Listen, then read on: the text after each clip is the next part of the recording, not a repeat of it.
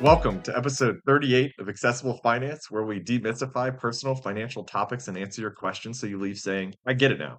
I'm Eric Johns. And I'm Rachel John. Let's dive in. All right, Eric, what do you want to talk about today? It's dealer's choice. Everyone's favorite topic, Roth conversions. We got to bring it up. Just Yes. tiny bit. We got to just touch on it. Yeah. But we can't go more than like 2 or 3 episodes No. without dedicating an episode to Honestly, Roth we need an accounts and episode conversions. where we get like Connor on here to explain Roth what a conversions Roth and is. what his views on them, Yeah. how they work. I feel like he's started to like create a movement on the bus ride home at this point. I like it. He is. I like it. The apple didn't fall far from the He's a tree. He firm knows what's up. proponent. He knows what's up. Okay, so next episode we'll do the 529. That's a good idea. Yeah. But this episode, let's talk about Roth conversions. Okay, specifically, had a colleague the other day come in and say, "Here's the situation. Client has a bunch of dollars in a Roth IRA. Yeah. I'm sorry, a bunch of dollars in a traditional IRA. Got it. Okay, let's just call it 30K. $30K In a traditional. in a traditional IRA. Okay. Okay." Her basis, though, he says, she's been making contributions and not deducting them on her tax return. Okay. So that's okay. Yeah. And so initially, like the thought is, so what does that mean for her? Not, I don't know. Okay. I don't quite know. Okay. But this is kind of what happens if you find yourself in this position, and then we'll talk about why you would want to be in that position, why it'd be advantageous for you to be in that position, and then how to resolve it. Okay. So real quick, maybe you've made contributions to a traditional IRA and you didn't think to deduct it on your tax return. You may not have known that was even You may not have known that was a possibility. You thought there was you saw a Schwab option on your Fidelity or Vanguard. You're doing your own, wheeling and dealing. Yep. So you have a brokerage account. You Yep. see that there's a traditional IRA. You make a contribution, and that's it. And then Yep. you don't tell your tax preparer. They don't claim it on your return. Right. Okay. And then maybe you were above the income limit to deduct said contribution. Doesn't matter. Let's just assume you didn't do it. Okay. For one reason or What another. that means is you have basis, they call that, in your IRA. Okay, your traditional IRA. Okay. All right. Now, But if I had claimed it, I would have no basis. correct. So if you have claimed it, then that means you're basically saying, I'm taking the deduction today. Right. And that means I'm going to pay for that tomorrow when I withdraw it. So I'm going to pay tax on all of the money that I put in today because I'm taking the deduction now, and then I'm going to pay taxes later as I pull it out on the amounts that I pull out. However, at ordinary incomes. If I've contributed $30,000 and haven't deducted any of it, I've paid tax on it every year. So exactly. I have $30,000 That's after tax in money. a traditional IRA, right? Without having claimed as of now, right? Any of the benefit from it. So I paid tax on all $30,000. Right. Got it. So let's assume that all of its basis for starters. Okay, so maybe I made a $6,000 contribution every year for the last 5 years, and so nothing. 6,000 times 5, we're going to say is 30. Okay. Is that fair? Yeah. We're with me? Okay. So we have a $30,000 balance, and we've made $30,000 of non-deductible contributions. Side note, though, what are you investing in? You still haven't worked. Right. That's a very fair point. We're trying to make it super simple. It's never going to work out this way. Okay. Rachel's astute observation is that you will have earnings on something. Hopefully you didn't just leave. Even if you left it in a bank sweep, they're going to pay you $5 a year or something. You're not going to sit there with $30 flat or 30,000 flat after 5 years. But we're saying that whatever the contributions were, correct. Since she's paid nothing. She's gotten no tax benefit from it. That is her basis in correct. So let's assume now she has a $30,000 basis and $30,000 in the account. Okay. So one of my first responses is, what is her total basis? One of the first questions I ask is, does she have other IRAs? Okay. Why? Why would I ask such a question? Who cares? We're talking about this account. We're talking about this account with the $30,000. We want that. We want something done about this account. But you need to have no other. Right. Let's talk about pro-rata and aggregation rules. This is everybody's favorite. We're getting into the weeds, okay? Okay. But this is going to matter because there are going to be some DIYers that are hopefully watching and listening to this. And that they're may be in that boat. Yeah, they're definitely going to be like, I want to do conversions. Yeah. And then we want to be absolutely certain that we don't blow ourselves up or them up, right? It could be particularly bad if they don't even realize that these rules exist. Correct. And they just go and file their return like nothing happened. I think that's the most likely scenario, in all honesty. Right. Is I didn't realize this was a problem. Right. And then they go with their on Free Tax USA, right? They're filing their return. They ask what their aggregate basis is, their total IRA balance, and they're like, I don't know, 30,000. Let's make it. Right, right. They're just going with it. So what does this mean? What is a pro rata rule? So let's just go over two scenarios. Scenario A, right? Client has $30,000 in a traditional IRA, basis in traditional IRA, which means after tax dollars contributed, or another way of saying that is I didn't take the deductions for this Right. amount that I've contributed. Okay. So 30,000 balance, 30,000 basis. I execute that conversion, and that's my only IRA. My total IRA balance is Yeah. $30,000. I pay goose egg of tax right there on that conversion because I've already paid. It's already after tax dollars that's being Correct. converted. I will pay no taxes. I will file Form 8606, and then I will indicate that my basis is 30,000, and then I'm converting 30,000. That's a wash. We're all set. Okay, that's scenario A. Scenario B. Let's assume that I have 30,000 basis in this $30,000 IRA. Also, however, Another IRA. another IRA. Mhm. Okay, let's say that that other IRA is $70,000. Okay, Okay. and this I've deducted it all. So prior to the last, maybe before the last 5 years, right? Doesn't matter. I deducted 70,000. It could be an old 401k. Maybe I worked for an employer. I switched jobs and I had $70,000, and then I flipped it into an IRA because I didn't like their 401k. Maybe the fees were high, and it's a good thing. It might have been a prudent move. Might have been a great decision. Mhm. Let's call it an excellent decision to roll that 70K out of the active employer plan Right. into my own traditional IRA. Okay. Okay. Again, all that matters for our purposes, it's a tax deferred account and it's an IRA. So this is going to be rollover IRA, a traditional IRA, contributory IRA. They're all essentially the same things, but they have different names, right? Then even like a SEP, uh, which is the like retirement account for self-employed individuals. Yeah. It's like simplified employee pension, I think it is. Uh-huh. And then the other one is simple IRA, which is like an act. And so these are active employer plans that still count for this IRA rule.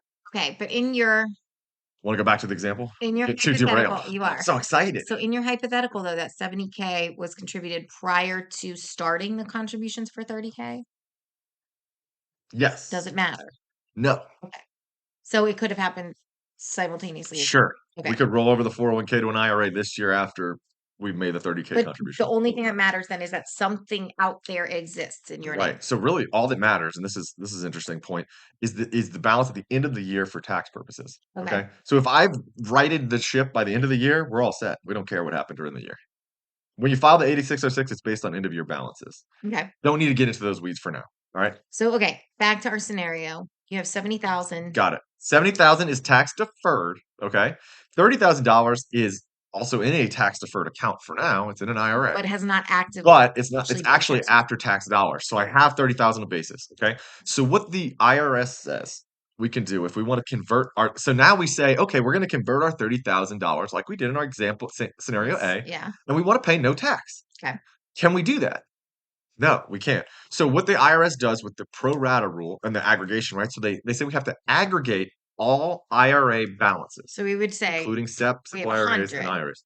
So we say our total IRA balances are $100,000. Remember, we had that $30,000 where we have our basis, and we have our $70,000. So are they going to Don't. treat every dollar as though 30 cents could be, Tax free. yeah, and then 70 is, so every dollar is 70% of the portion. entire conversion is taxable Okay. because 70% of our total IRAs, remember the 70 over 100, So you don't get to is deferred. determine the classification of the dollar. All No. dollars take on the same classification. Correct. So down they're to- saying you don't get to Okay. do it by accounts. Nope, we're not letting you wheel and deal and choose what you're paying tax on and choose what So you're if not. you convert your 30,000 over into a Roth, only 30% of it would be, or like Tax free. 9,000 That's exactly would correct. be tax. Okay. You figured it out. It must mean Question. everyone knows. Well done, Rachel. Thank you. Thank you. Okay. Question though. What if we'll make this scenario C? What if Okay. that 70,000 is still remaining in an active 401k like workplace? So now we ask ourselves the question, is a 401k an IRA? What's the answer? Well, but That's it. That's the answer. right, but is it active? Like, does the fact that Irrelevant. it's No, okay? doesn't That's matter. what I was going to say. Does So not the matter. fact that Can it's be a- active or inactive as Okay. long as it's not an IRA account, Got which it. again includes there are a number of names, but we're talking tax deferred IRAs. So we're not talking Roth IRAs here. We Right. don't care what your Roth IRA balances is. To be fair, it wouldn't matter anyway because it's all tax free already. So Right. you It's have basis, classified you're good. differently anyway. But that's classified differently.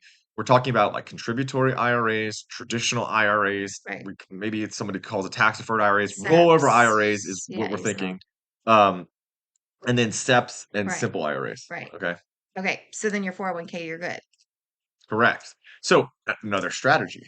Or we got more. We have more questions. Let's clarify a little No, bit. no, no. So you had said in scenario B that they rolled it from their active 401k into a traditional IRA because Correct. of reasons that were objectively. I could go into those reasons. No, no, We no. said, We did remember we that. did, We did a right? podcast I about know. this. We said that a lot of the reasons could be that the 401ks have a non-zero amount of fees. I was going to say it's fees and sometimes, IRAs can have zero.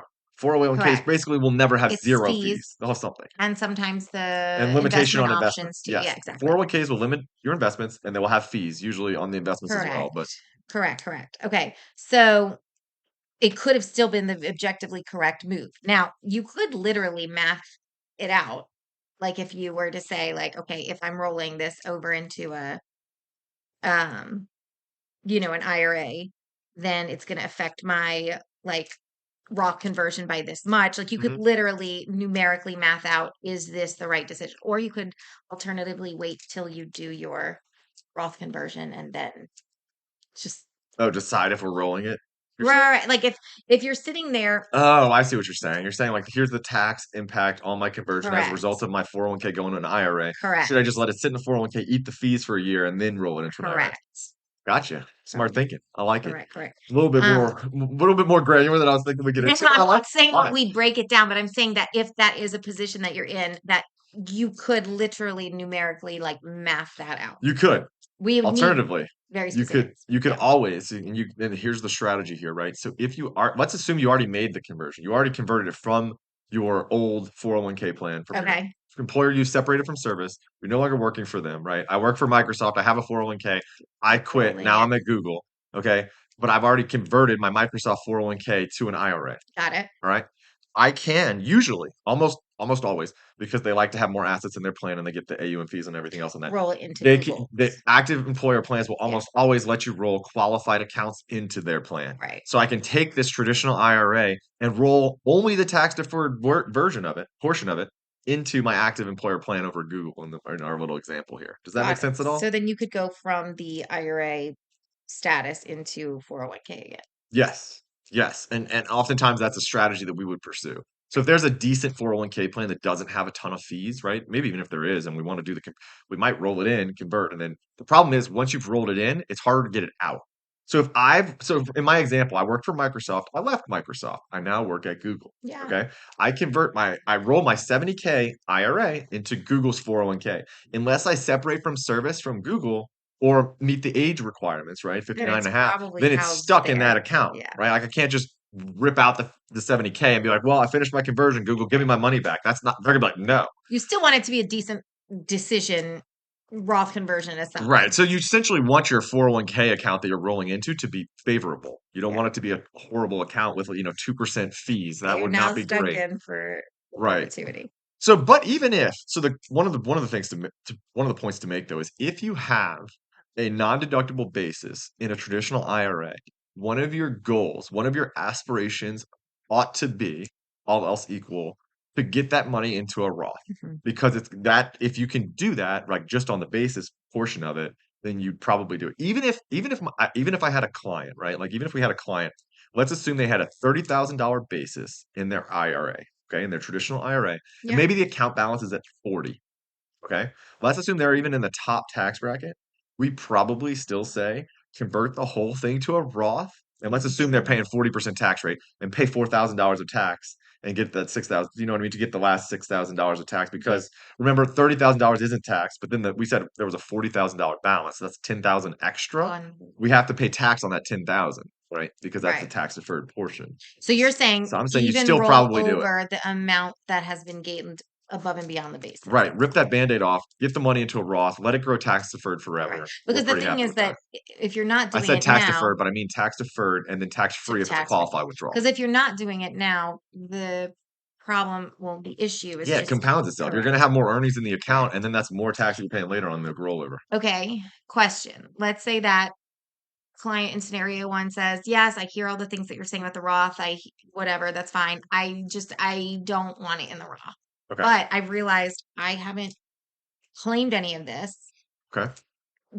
Can I now go and retroactively claim the benefits of the 30,000 that I Yes. contributed? And this, my colleagues and I were actually trying to figure out exactly what you would have to do if you would have to file 8606s for each year of Really? contributions, or if you Oh, have I to was just gonna do say, one so that has an aggregate exactly. balance. That's It okay. really depends on your tax preparer's comfort level, really. Got I it. believe there's probably an objectively correct answer that I'm not aware of currently. Is there I'm a not sure limit? exactly how the IRS what What's like that I can have. Like, is there a non-deductible basis limit or what after-tax non-deductible contribution limit? You're saying? can I be like, I did 30,000, I'm claiming 30,000 now? Or like, do I have to like do 5,000 every year for the next Oh, 6 no, years? no, no, no. You definitely don't have to do that. Okay. The question is, do you go back and file 8606s as a standalone form? So you don't have to file that A with the return 1040. with it. So you don't have to Oh, file a 1040 with the form 8606. So you can go and file individual 8606s. So I could go, so like we already filed for 2023 tax deadlines passed and we didn't have an extension, right? So let's assume right. client didn't either. They filed Right. their 23 return. Okay. They could go back and file an 8606 for tax year 2023, 2022, Okay. 2021, 2020, and keep going as far back as they made those contributions. But They would have to go in the first contribution year first and then sure. go But forward. like in doing that, it would affect their tax return for that year. No, no, So I'm because it's after tax dollars, right? So I didn't take any deductions. That's the whole purpose as to how I got this money right. in So there. okay, but so then what is the net benefit of filing the 8606 for the year net like I have to substantiate my 2019? basis for the with the IRS. The IRS has to believe me when I say I don't just get to roll this over and say like, no, no, guys, I'm cool. Don't worry, I don't have to pay tax this Agreed, 30K. agreed. But like that's great that they believe me. Like, what is the benefit to me? Like, why would I do that? So that they believe me and don't treat it all as a distribution when I convert it, when I go and roll it over and make me pay tax on all of it plus penalties because When it's you on roll the it over 459 and a half. to When I try to do the Roth conversion? right, but in my scenario, we're not trying to do the Roth conversion. Remember? Oh, so you're saying why would I ever file the 8606s if I'm not doing the conversion? Yeah, so this is my friend who essentially says, I hear what you're saying about the Roth. I'm good. Thank you very much. But I realized I didn't like, Because at should I some go and point, file an amended return so that I can get the no. benefit of claiming? Oh, should you go and That's I see. Should you file amended returns? Well, you yes, can if you're let's going say back that more than 4 years. somebody's true intention was to just actually Actually reduce their tax liability in current year. correct, Got it. Well, correct. it depends on their AGI and whether they were deductible. You could go back and file amended returns. What I would probably say to client is it's going to cost you more to file an amended return than the tax savings that's going to be Yes. generated on the like deduction that you're going to take. Which I think further Does that make sense? exactly. I wanted to ensure okay, so that's how I was thinking about it. And I think that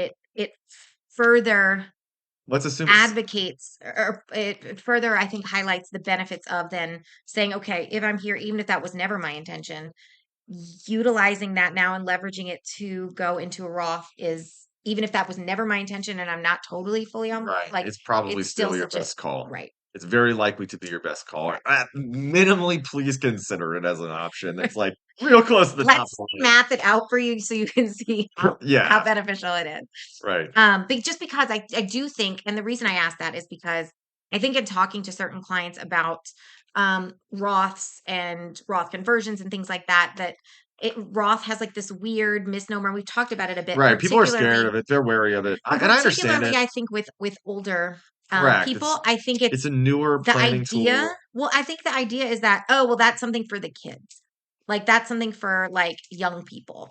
Um, and so there's been like kind of this big pushback, this really weirdly unsettling thing of like, well, if I'm not going to be able to be in my Roth for, 30 30 years, years. then it's useless. No, Exactly. not the case. And Not so I true. think that it's important to push for and advocate for whoever you're working with to math out Yeah. numerically how beneficial it really Right. is. At least explore the options. And this Correct. is this is this is pretty close to this is low hanging fruit. This is pretty close to a no brainer, right? So this is Yeah. tantamount to doing like backdoor Roths or doing basically non deductible contributions every year and then converting it in the same year. I think this is even more like, You should do this. yeah, Yeah, I agree. this is even more so than I like agree. the, yeah, I agree. As long for as you, sure. especially if you don't have basis else, or I mean, if you don't have, other IRAs that are going Correct. to hit you with the pro-rata aggregation Correct. rule. So look, I think recap, that's the biggest takeaway recap. is Make understanding. sure when you're about to engage in a Roth conversion, which could be a great planning tool, and it is a great planning tool. It Yep. could be correct for you.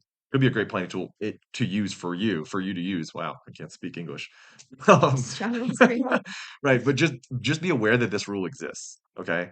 And that And again, Cliff Notes version of the rule is all of the IRAs have to be bundled together. And then we look at which portion of that bundled IRA balance is tax deferred versus I've already paid tax on these and to be dollars. clear, the bundling happens like dollar for dollar. It's not I'm choosing this as a tax-free dollar and this is my tax deferred dollar. It's Right. X portion of this dollar is Yes. tax-free, X You portion of this. literally take tax-free percentage, right? Or you could choose either way. But if you take the amount of dollars I've already paid tax on and then divide it by total balance in all IRAs, that's the portion you don't have to pay tax on when you convert it. You do have to pay tax on the other balance. So you could also go, what are my tax deferred dollars or deductions I've taken over total IRA balance? Exactly. And that's what I'm paying tax on when I convert. And so it's important to note that with that knowledge, it's not to say that if you already have an IRA that it's definitely not going to be worth it to do it.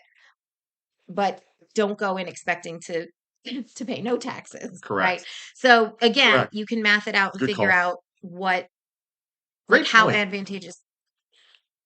You can math it out to figure out how advantageous it really is to you. But chances are, even if you do have other IRAs, that it's still probably pretty beneficial unless Correct. you've got like Correct. $5. Yeah, and real quick, guys, before my little, scripted closing, just Rachel's laughing at me.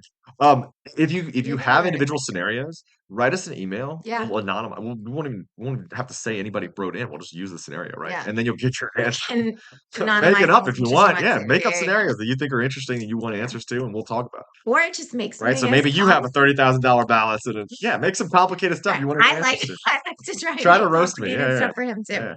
yeah. But yeah, absolutely. And it may be that, some of what we're talking about is weirdly specific. And so you're like, can you just restate this? Like explain it like I'm 5. Absolutely. Please do that too. That's one of my favorite Look, subreddits. this stuff, yeah, for sure. This stuff is complicated, right? There are planners that don't understand it. There are financial professionals that don't understand these things. Some of them aren't even aware they're tools to be used. But anyway, yeah.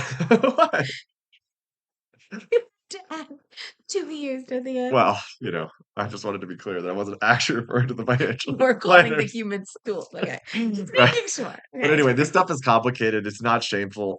And you're not getting judged for any of this. So if you have stuff you want us to answer, please reach out. So if you enjoyed today's episode, please review the show. And if you have any topics you'd like discussed or financial problems you'd like solved, reach out to us at podcast@equilibriumfp.com or visit our website, equilibriumfp.com.